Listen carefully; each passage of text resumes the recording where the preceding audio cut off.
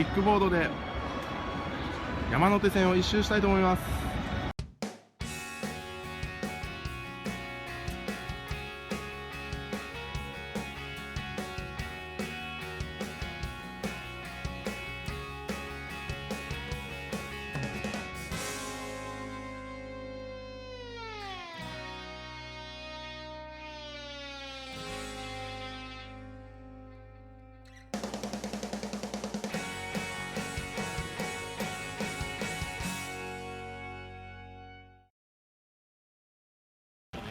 はい、着きました、大塚。だいぶ遠回りしちゃったな。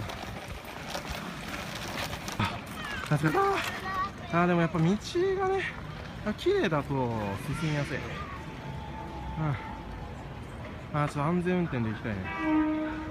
やっぱ無事故無違反で。無事故無違反。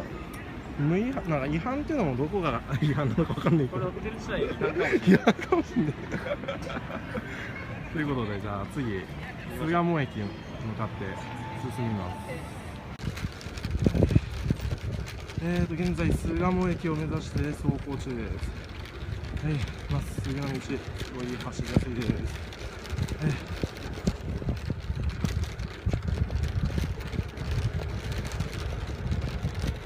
白線の上がすごい走りやすい。巣鴨駅到着。12時52分か。12時52分。約1時間20分走りました。いやー、それなんだ、6駅目か。順調かな、順調。大丈夫かな。時間的にもいいんじゃないかな。暗くなる前に終わらせたいからね。終わらせたいっていうのが終わらせたい。やりたくねえみたいな。ミッション感がある。ミッション。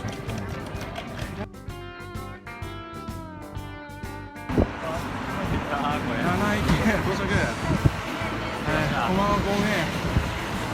はい、超近い。すごい、もう5分ぐらいで着いたから。撮って。オッケー。駒場公園駅着きました。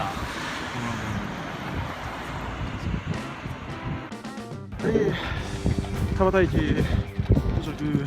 まだ到着じゃない。ちょっと階段降ります。はい、田端到着。着いた。よし、どんどん行こう。